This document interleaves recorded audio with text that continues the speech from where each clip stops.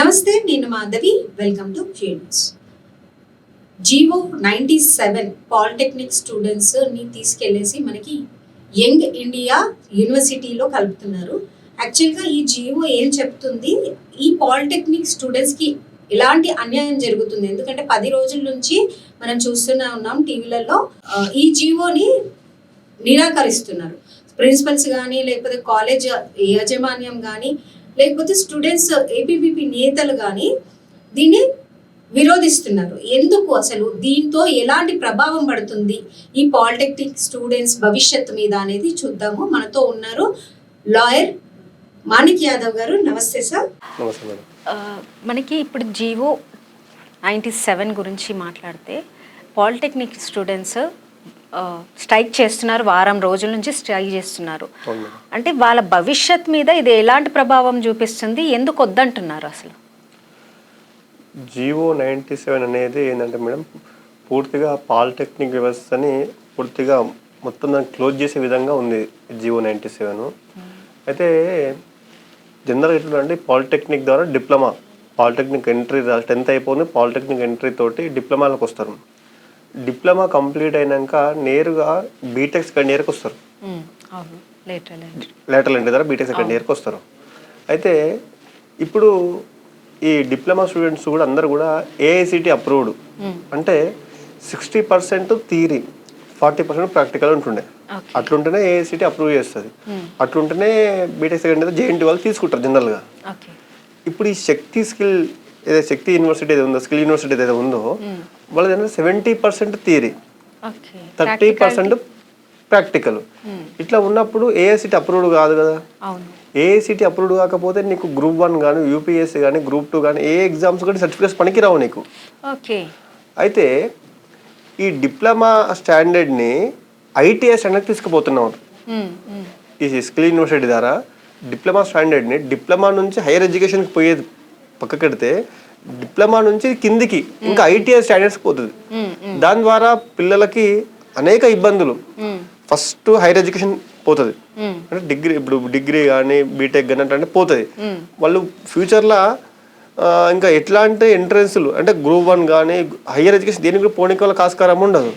అంటే క్లియర్గా పిల్లలందరినీ లేబర్గా మార్చే ప్రయత్నమే స్కిల్ యూనివర్సిటీ యొక్క మెయిన్ ఎజెండా.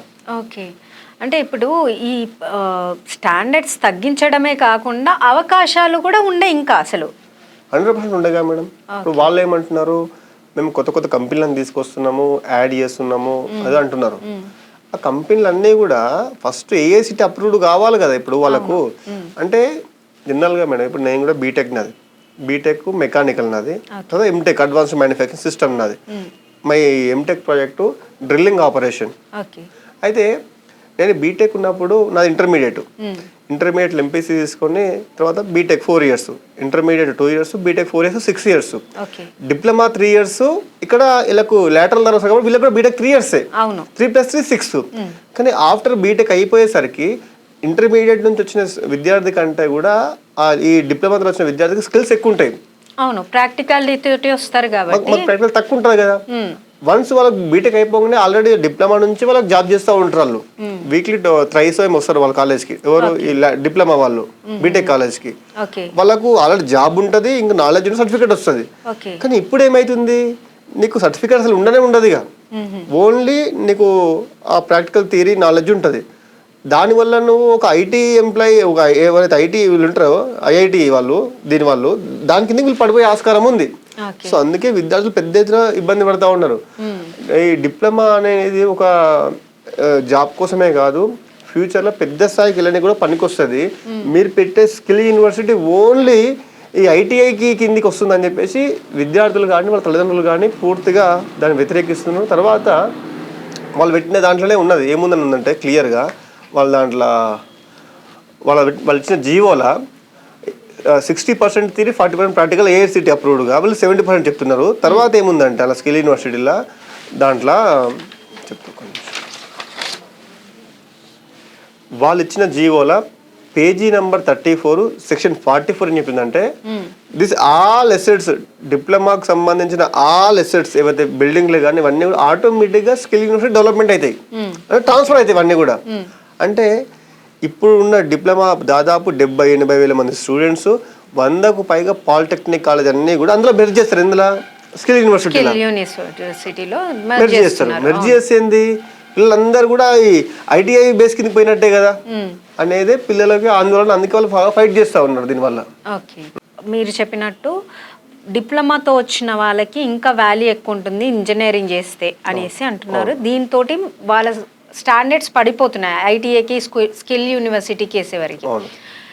ఇప్పుడు హైయర్ ఎడ్యుకేషన్లో కూడా వీళ్ళకి అవకాశాలు ఉండవు. రేపు అబ్రాడ్ వెళ్ళి చదువుకోవాలన్నా వేరే ప్రాజెక్ట్స్లో ఈక్వల్గా ఇంజనీరింగ్ స్టూడెంట్స్తో కాంపీట్ చేయాలన్నా కూడా అవకాశాలు ఉండవు.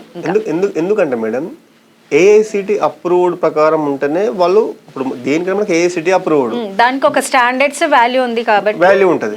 ఇప్పుడు నువ్వు Group 1 కానీ Group 2 కానీ యూపీఎస్సీ అని చదవాలంటే బీటెక్ అంటే జేఎన్టీ అప్రూవ్డ్ అంటే కూడా అది ఏఐసిటి ఇవన్నీ కూడా ఏఐసిటి అప్రూవ్డ్ ఇవన్నీ కూడా నీకు సర్టిఫికేట్ పనికి రాదు. అది ఎందుకు పనికి అంటే వీళ్ళు క్లియర్గా మెన్షన్ చేసారు దీనిది ఏఐసిటి అప్రూవ్డ్ అయింది 60-40, అక్కడ 70-30 ఉంది కదా. అవును, ఆటోమేటిక్ వాడు యాక్సెప్ట్ చేయడు కదా. ఇక్కడ వీనికి ఎంత నాలెడ్జ్ ఉంటే ఏం లాభము, సర్టిఫికేట్ రాదుగా. సర్టిఫికేట్ అన్నప్పుడు వీడు పనికిరానున్నట్టు కిందకి వస్తాడు కదా అనేదే వాళ్ళ వర్షన్. రీసెంట్గా రేవంత్ రెడ్డి ఇంజనీరింగ్ స్టూడెంట్స్ 90% పనికిరారు, అసలు ఒక రెజ్యూమే కూడా రాయడానికి ఒక లెటర్ కూడా రాయడానికి రాదు అని కమెంట్ చేశారనమాట. మళ్ళీ ఇప్పుడు ఇది తీసుకొచ్చి స్కిల్ యూనివర్సిటీ అనేది తీసుకొచ్చి ఇప్పుడు మంచి ప్రాక్టికల్ నాలెడ్జ్తో వచ్చే డిప్లొమా స్టూడెంట్స్ని మళ్ళీ ఇంజనీరింగ్ కాకుండా ఇంకా 70% థియరీలోకి తోసేస్తున్నట్టే కదా స్కిల్ యూనివర్సిటీ తోటి. అదే మేడం, ఏంటంటే వాళ్ళు చెప్పేది ఒకటి చేసేది ఒకటి. వాళ్ళు ఇచ్చిన జీవోలనేమో ఒక విధంగా ఇచ్చారు, ఏంది స్కిల్ యూనివర్సిటీ కింద కట్టబెడతామని ఇచ్చారు. బయటికి మాత్రము డిప్లొమా అట్లే ఉంటుంది, పాలిటెక్నిక్ అట్లే ఉంటుంది అని మాట్లాడుతూ ఉన్నారు. కానీ అకార్డింగ్ టు జీవో ప్రకారం ఏది కూడా జీవో ప్రకారమే పోతుంది కదా. ఇప్పుడు మనం నోటి నుంచి మాట్లాడడానికి ఉండదు. వాళ్ళు ఇచ్చిన జీవోలో క్లియర్గా చెప్పారు. వాళ్ళు ఏమని చెప్పారు, 70% థియరీ 30% ప్రాక్టికల్. ఇది ఒకటే పాయింట్ మీద వాళ్ళు వీళ్ళందరూ కూడా అన్ఎలిజిబుల్ అవుతారు స్టూడెంట్స్ అందరూ కూడా. ఎట్లా అంటే ఏఐసిటీ అప్రూవ్డ్ కాదు కదా.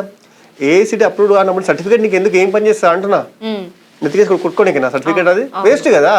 ఇప్పుడు అందరూ కూడా మేడం వాళ్ళు ఏమంటారు, మేము మంచి మంచి కంపెనీలు, ఇప్పుడు అందులో జిఎంఆర్ కంపెనీ ఉంది, కిమ్స్ ఉంది, రకరకాల చాలా కంపెనీలు ఉన్నాయి అందులో స్కిల్ యూనివర్సిటీ. దాంట్లో ఇన్ని మంచి మంచి ఆపర్చునిటీ మేము తెస్తున్నాం అంటారు. నువ్వు ఆపర్చునిటీ తెస్తున్నావు, ఓకే, మా సర్టిఫికేట్ ఏది? రేపు ఒక రోజు ఆయన ఎగ్జాంపుల్ మీరు ఒక విద్యార్థిని తీసుకున్నారు, ఇందులో దాంట్లో తీసుకున్నారు ఎగ్జాంపుల్, ఇలా సివిల్ దాంట్లో తీసుకున్నారు ఒక నిమిషానికి. తర్వాత ఆయనకు ఆ ఫీల్డ్ ఇంట్రెస్ట్ లేకపోతే ఆయన ఎక్కడ పోవాలి? సర్టిఫికేట్ ఉంటే ఇష్టం లేకపోతే మళ్ళీ ఐటీ పోతారు ఆయన. దీనికి మల్టిపుల్ చాయిసెస్ ఉన్నాయి మనకి డిప్లొమాకి. ఇప్పుడు అక్కడికి వెళ్ళాము అంటే ఒకటే దారిలో వెళ్ళాము, అక్కడ ఇంకో దారి లేకపోతే అక్కడికే డెడ్ ఎండ్ ఇంకా. అంతేగా మేడం. లైఫ్ ఎగ్జాంపుల్ ఈ మధ్య ఐటీ జాబ్లు చాలా పోతా ఉన్నాయి. ఇప్పుడు అందులో స్కిల్ యూనివర్సిటీలో టెక్నాలజీ ఉంది, రకరకాల ఉన్నాయి, డాటా సైన్స్ ఉంది, ఇట్లా రకరకాల పెయింటింగ్ రకరకాల ఉన్నాయి అన్ని. ఎగ్జాంపుల్ ఒక వ్యక్తి డాటా సైన్స్ తీసుకోవడం, ఒక నిమిషం డాటా సైన్స్ తీసుకోవడం అనుకుందాం. తీసుకున్నాక కోర్స్ నేర్చుకుంటాడు, దాని ద్వారా కోర్స్ నేర్చుకుంటాడు, జాబ్ మంచిగా వస్తుంది. ఆఫ్టర్ ఒక 1 year తర్వాత 2 years 5 years తర్వాత ఆ డాటా సైన్స్ మొత్తం ఫీల్డ్ అంతా పడిపోతుంది. పడిపోయినాక ఆయన ఎక్కడ పోవాలి? అదే ఇప్పుడు డిప్లొమా త్రూ ఉంటే ఆయన బీటెక్ సర్టిఫికేట్ వస్తే మేము బీటెక్ మెకానికల్, నాది మెకానికల్ ఫీల్డ్ అన్నా పోతా, లేకపోతే మెకానికల్ ఫీల్డ్ నాకు నచ్చకపోతే ఐటీ కోర్స్ నేర్చుకుంటా, ఐటీ జాబ్ అన్నా పోతా. అది లేకపోతే నేను గవర్నమెంట్ జాబ్ ప్రిపేర్ అవుతా, అది లేకపోతే నేను ఇంకేమైనా చేసుకుంటాను. నువ్వు అట్లా ఉండాలి. కానీ నీకు సర్టిఫికేట్ ఒకటి ఇస్తాము అంటే నీ మెడలో ఒక ట్యాగ్ వేస్తాము, ఎప్పటికి నువ్వు అదే అంటే కాదుగా మేడం. అదని చెప్పేది. కెరీర్ ఆప్షన్స్ అనేది లేదు ఇక్కడ, తగ్గిపోతున్నాయి కదా క్లియర్ గా. అందుకే వాళ్ళ ఆందోళన చేస్తా ఉన్నారు స్టూడెంట్స్. అంటే అసలు తగ్గిపోతున్నాయి అని చెప్పే కంటే లెవెన్ చెప్పుకోవాలి, మొత్తం అయిపోతాయి మొత్తం క్లియర్ క్లోజ్. అది ఇంకోటి సార్, ఈ స్కిల్ యూనివర్సిటీ వస్తే అక్కడ జీవో ప్రకారం మనకి ఫీజు పెంపుల విషయం కూడా స్టూడెంట్స్ ప్రస్తావిస్తున్నారు, ప్రొటెస్ట్ చేస్తారు. దాంట్లో చాలా మంది స్టూడెంట్స్ అంటున్నారు, ఇయర్లీ మేము పేద కుటుంబాల నుంచి వచ్చినాం కాబట్టి డిప్లొమాస్ చేసుకుంటున్నాము, డైరెక్ట్ ఇంజనీరింగ్ జాయిన్ కాకుండా మళ్ళీ మాకు ఈ స్కిల్ యూనివర్సిటీ నుంచి ఫీజులు పెంపు ఏంటి అందుకని కూడా అనేసి ఒక టాక్ వస్తుంది. ఇప్పుడు మనం చూసే ప్రొటెస్ట్లలో చాలా మంది స్టూడెంట్స్ మాట్లాడుతున్నారు దీని గురించి. ఇప్పుడు ఒక్కొక్క శక్తి మీ స్కిల్ యూనివర్సిటీ వెబ్సైట్లోకి వెళ్తే ఒక్కొక్క కోర్సుకు 25,000 30,000 ఉన్నాయి. ఓకే. ఒక జస్ట్ 2-3 మంత్స్కి కోర్స్కి, మళ్ళీ ఎక్కువ రోజులు లేదు. అది కోర్స్ నేర్పిస్తారు, బయటకు పంపిస్తారు, జాబ్ ఎత్తుకొని చేసుకోవాలి అదంతా. ఓకే. అంటే వీళ్ళందరినీ కూడా, స్టూడెంట్స్ అందరినీ కూడా ఒక లేబర్గా, అంటే ఒక ఒక లేబర్గా మార్చడానికి ప్రయత్నం తప్పితే స్కిల్ యూనివర్సిటీలు ఇంకా ఏం లేదు మేడం వల్ల. అయితే మీకు నిజంగా విద్యార్థుల పట్ల చిత్తశుద్ధి ఉంటే ఏఐసిటి మీ ఎన్నైనా కంపెనీలు అండి, ఎవరు వద్దంటలేరు, 100 కంపెనీలు తీసుకురండి, ఓకే, అందులో రిక్రూట్ చేయండి, కానీ ఏఐసిటి అప్రూవ్డ్ ఇవ్వండి. ఏఐసిటి అప్రూవ్డ్ లేని సర్టిఫికెట్ ఏమిటి కూడా పనికిరాదు, అది వేస్ట్. విద్యార్థులు అనేది ఒకటే, విద్యార్థులు వాళ్ళ కంపెనీలో జాబీస్ అంటే వద్దంటారా? నువ్వు జాబ్తో పాటు సర్టిఫికేట్ కూడా ఇవ్వు. నువ్వు సర్టిఫికేట్ సర్టిఫికేట్ అనేది వ్యాలిడ్ ఉండాలి కదా, దానికి అంత స్టాండర్డ్స్ ఉండాలి కదా, వాళ్ళు పోరాడేది. కొంతమంది ఉంటారు మేడం, బీటెక్ అయిపోగానే ఎంఎస్కు అటు యూఎస్ పోదాం అనుకుంటారు. అప్పుడు నీ సర్టిఫికేట్ ఏఐసిటి అప్రూవ్ లేకపోతే నీకు వీసా ఎడిస్తే, పాస్పోర్ట్ ఎడిస్తే నువ్వు ఎక్కడ పోతావు? నీకు పనికే రాదు కదా అసలు నీకు. సో అందుకే విద్యార్థులు హయ్యర్ ఎడ్యుకేషన్ మొత్తం కూడా నాశనం అవుతా ఉంది స్కిల్ యూనివర్సిటీ ద్వారా అని చెప్పి వాళ్ళు ఫైట్ చేస్తూ ఉన్నారు. అది ఇంకోటి, ఇప్పుడు ప్రజెంట్గా ఇప్పుడు ఈ జియో తీసుకొచ్చి ఇప్పుడే ఇంప్లిమెంట్ చేస్తారా సార్? ఇంకా ఒక 2-3 ఇయర్స్ పడుతుంది అంటారా? ఎలా అంటారు? ఇప్పుడు ఆల్రెడీ జియో తెచ్చారు, గవర్నమెంట్ వాళ్ళ చేతిలో ఉంది, స్టార్ట్ చేస్తారు, దానికి ఏముంది. ఇప్పుడు ఉన్న వాళ్ళైతే ఖచ్చితంగా సఫర్ కావాల్సిందే కదా. అంటే ఇప్పుడు ఇంకోటి మనం అనుకుంటే, ఇప్పుడు మనకి ఓఎస్సి కాలేజ్ ఉంది కదా, ఇప్పుడు ఇమీడియట్గా దాన్ని కూల్ చేస్తే ఒక వేలాది మంది పేద విద్యార్థులకి అన్యాయం జరుగుతుంది అనేసి రేవంత్ రెడ్డి లేకపోతే హైడ్రా కమిషనర్ రంగనాథ్ ఉన్నప్పుడు కూడా ఆయన చెప్పారనమాట ఈ విషయాలు. మనకి మీడియాకి ప్రెస్ మీట్ ద్వారా చెప్పారు ఇవన్నీ. ఎందుకు కూల్చట్లేదు అనేసి ప్రశ్నిస్తే దానికి ఈ సమాధానం చెప్పారు. మళ్ళీ ఇక్కడ పాలిటెక్నిక్ జియో అప్పటిదప్పుడు తీసుకొచ్చి వేలాది మంది స్టూడెంట్స్ని ఆగం చేయడం కాదా ఇది? 80,000 మంది స్టూడెంట్స్ ఉన్నారు. అదే 80,000 మంది స్టూడెంట్స్ని, ఇప్పుడు మీరు 10,000 మంది స్టూడెంట్స్ గురించే మీరు ఈ సంజాయిషి ఇచ్చినప్పుడు 80,000 గురించి ఎందుకు ఆలోచించట్లేదు? గవర్నమెంట్ ఆలోచించాలి, దీనిపైన ఆలోచించాలి కదా. ఇప్పుడు ఈ కండిషన్ ముందే పెడితే వాళ్ళు జాయిన్ అవుతున్నా కాకపోతున్నావు. అవును. ఇప్పుడు మిడిల్కి వచ్చినాక కండిషన్ పెట్టడం కరెక్ట్ కాదు కదా, నువ్వు ఫస్ట్ పెట్టాల్సింది ఇది. సరే ఇప్పుడు వీళ్ళకి ఎగ్జిబిషన్ నీకు అట్లీస్ట్ లేకపోతే, కానీ ఏదేమైనా అది కరెక్ట్ కాదని నా ఉద్దేశం మేడం. నువ్వు కంపెనీస్ తీసుకోవా నీ ఇష్టం, కానీ ఈ హైయర్ ఎడ్యుకేషన్ ని మొత్తం గొంతు కట్టేసామంటే అది ప్రాపర్. ఇప్పుడు ప్రభుత్వము స్టాండర్డ్స్ పెంచేది పోయి తగ్గించడము, పిల్లలకు అన్యాయం, దీంతో అసలు ప్రభుత్వానికి లాభం ఏంటి సార్? అంటే ఇప్పుడు ఏ స్కీమ్ తీసుకొచ్చినా కూడా మనం మాట్లాడుకుంటే, ఏ స్కీమ్ తీసుకొచ్చినా కూడా ప్రజల కోసమే, ప్రజల మేలు కోసమే తీసుకురావాలి. ఏ జియో తీసుకొచ్చినా కూడా ప్రభుత్వం మేలు దీంట్లో యోచించి ఏమైనా తీసుకొస్తుందా? ఇప్పుడు ఇక్కడ విద్యార్థుల మేలైతే లేదు, క్లియర్ గా తెలుస్తుంది. కొంతమంది తెలియక మాట్లాడుతున్నారు. ఏం మాట్లాడుతున్నారు అంటే, గవర్నమెంట్ మంచి పని చేస్తుంది కదా, మంచి మంచి కంపెనీలు చేస్తుంది కదా, ఏరోస్పేస్, జిఎంఆర్ ఏరోస్పేస్ వాళ్ళ, ఇంకా కిమ్స్, మహీంద్రా, ఇట్లా అనేక కంపెనీలు చేస్తుంది కదా, మీకు ఇబ్బంది ఏమవుతుంది అంటే, కంపెనీలతో ఎవరికి ఇబ్బంది, ఎంప్లాయ్మెంట్ ఈస్ వెరీ ఫైన్, తీసుకొస్తున్నారు. సర్టిఫికేట్ హైయర్ ఎడ్యుకేషన్ సర్టిఫికేట్ ఇక్కడ. ఇప్పుడు అంటే ఇప్పుడు ఎప్పటికైనా అదే ఉద్యోగం ఉండాలా, వేరే ఉద్యోగం పోనీకి ఉండొద్దా? ఇక ఫర్ ఎగ్జాంపుల్ ఆయన జాబ్ చేస్తుంటాడు, ఒక 1 year తర్వాత గ్రూప్ 2 కోదాం అనుకుంటాడు, సర్టిఫికేట్ ఎక్కడ? మళ్ళీ చదువుకోవాలి ఆయన. అది కాదు కదా, నువ్వు అకార్డింగ్ టు ఏఐసిటి అప్రూవ్ ప్రకారం నువ్వు ఇచ్చేసాయి. కంపెనీ ఇష్టం అక్కడ పోతారు, ఇష్టం ఇక్కడ పోతారు. నువ్వు కట్ చేసి ఇటు మొత్తం కట్ చేసి ఇటే ఇస్తంటే, ఇప్పుడు డిప్లొమా ఎట్లుంది? స్టూడెంట్స్ కి టైం అన్ని ఇవ్వాలి సార్. ఇప్పుడు జియో అమలు చేశారు, ఇప్పుడు తీసుకొచ్చారు జియో. అట్లీస్ట్ ఎవరైతే ఇప్పుడు ఈ స్టూడెంట్స్ ప్రొటెస్ట్ చేస్తున్నారో, నిరసన తెలుపుతున్నారో, వీళ్ళ భవిష్యత్ పాడవుతుంది అనేది ఇంటెన్షన్ తెలిసిపోతుంది. అందుకనే వాళ్ళు అంత ఆందోళన పడుతున్నారు అనేది.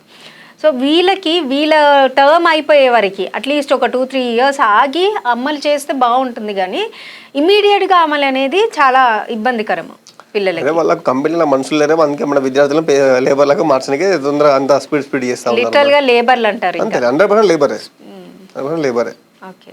మేడం ఇప్పుడు మీకు చాలా స్కిల్ మీకు ఉంది, చాలా స్కిల్ మీకు ఉంది, మీ సర్టిఫికేట్ లేదు, ఏంది మీరు ఏం చేయలేము కదా సార్. ఇప్పుడు ఇంటర్వ్యూకి వెళ్తేనే వాడు ఫస్టే ఇస్తాడు సర్టిఫికేట్స్ అనేసి, ఫస్ట్ ఆ ఎలిజిబిలిటీ క్రైటీరియా ఇస్తారు. ఏ ఇంటర్వ్యూకి వెళ్ళినా కూడా మనకి సర్టిఫికేట్స్, ఎడ్యుకేషన్ ఇవన్నీ క్రైటీరియాతోటే చూపిస్తారు. ఇవి ఉంటేనే మనము ఎంట్రీ లెవెల్ అప్లికేషన్ పెట్టగలుగుతాం, లేకపోతే లేదు కదా. ఇప్పుడు రేపు మీ స్టూడియోకి అనుకుందాం ఒక నిమిషానికి, ఒక వ్యక్తి ఇంటర్వ్యూకి వచ్చా అనుకుందాం, ఆయనకు బాగా ఇంగ్లీష్ వస్తుంది, అంత సబ్జెక్ట్ బాగా వస్తుంది, సర్టిఫికేట్స్ ఏముండయి, మీరు తీసుకుంటారా? సరే మీరు అంటే రేపు ఒక తీసుకుంటాను అనుకుందాం, ఒక యూపీఎస్సీ జాబ్ ఉంది, గ్రూప్ 1 జాబ్ ఉంది, సబ్జెక్ట్ మొత్తం కాన్స్టిట్యూషన్ మొత్తం వస్తాయి, ఆయనకు ఇంగ్లీష్ నాలెడ్జ్ బాగుంటుంది, అన్నిట్లో బాగుంటుంది, వితౌట్ సర్టిఫికేట్స్ తీసుకుంటారా? లేదు, పాసిబుల్ కాదు అది. ఇదే విధంగా ఇక్కడ అదే కూడా అదే. ఇప్పుడు మీరు ఇప్పుడు స్కిల్ యూనివర్సిటీ కిందికి జిఎంఆర్ కానీ లేకపోతే ఈ టెక్ మహేంద్ర కానీ వీటికి స్టాండర్డ్స్ ఉంటాయి సార్. ఎలా అంటే కంపల్సరీ ఇంత పర్సెంటేజ్ ఉండాలి, ఈ ఎలిజిబిలిటీస్ ఉండాలి, కంపల్సరీ ఉంటాయన్నమాట. సర్టిఫికేట్ లేనిది వేరే కంపెనీస్ కూడా అప్లై చేయలేము. సో వీళ్ళ స్టాండర్డ్స్ అనేది మీరు చెప్పినట్టు ఇప్పుడు యూపీఎస్సి ఉన్నది కదా, సేమ్ స్టాండర్డ్స్ గవర్నమెంట్ ఎలా చేంజ్ చేయలేదో కంపెనీ స్టాండర్డ్స్ కూడా సేమ్ ఉంటాయి మనకి. ఈవెన్ నేను హెచ్ఆర్ డిపార్ట్మెంట్లో పనిచేశాను కాబట్టి కొన్ని కంపెనీస్కి ఇప్పుడు మహేంద్రాలోనే జీవితాంతం చెయ్యాలంటే కాదు కదా. ఇప్పుడు వేరే కంపెనీస్ వస్తాయి, రేపు మంచి ఆపర్చునిటీ మంచి స్కిల్స్ ఉన్న పర్సన్కి అయితే వేరే అవకాశాలు మీరు చెప్పినట్టు పోతానికి ఆస్కారం లేదు ఇక్కడ మనకి. ఒకటే మేడం, స్కిల్స్ పెంచుతామని చెప్తున్నారు, మీరు స్కిల్స్ పెంచండి, ఓకే, సర్టిఫికేట్ కట్ చేయకండి. Certificates important, skills important. Present డిప్లొమాలో స్కిల్స్ తో పాటు సర్టిఫికేట్ కూడా ఇస్తా ఉన్నారు after diploma. Direct BTech later అంటే డైరెక్ట్ బీటెక్ సెకండ్ ఇయర్ పోతున్నారు డైరెక్ట్ వాళ్ళు. కానీ ఇప్పుడు ఓన్లీ స్కిల్సే వస్తాయి, సర్టిఫికేట్ అంటే అది పూర్తి అన్యాయం, కరెక్ట్ కాదు అట్లా. క్యూ న్యూస్ న్యూస్ పేపర్ కు తెలంగాణ వ్యాప్తంగా జిల్లా బ్యూరోలు మరియు నియోజకవర్గం ఆర్సీలు కావాలి. తెలంగాణలోని అన్ని జిల్లాల నుంచి అనుభవం ఉన్న మంచి రిపోర్టింగ్ నైపుణ్యం కలిగిన జిల్లా బ్యూరోలు మరియు నియోజకవర్గ ఆర్సీలు కావాలి. జర్నలిజం రంగంలో అనుభవం ఉన్న వారికి ప్రాధాన్యత ఉంటుంది. వార్తల సేకరణ, రిపోర్టింగ్, వార్తా రచనలో నైపుణ్యం ఉన్న ఆసక్తి గల అభ్యర్థులు డిస్క్రిప్షన్ లో ఉన్న ఫామ్ ను ఫిల్ చేసి మీ వివరాలను అందజేయండి. సంప్రదించండి 8143001981 8688694094.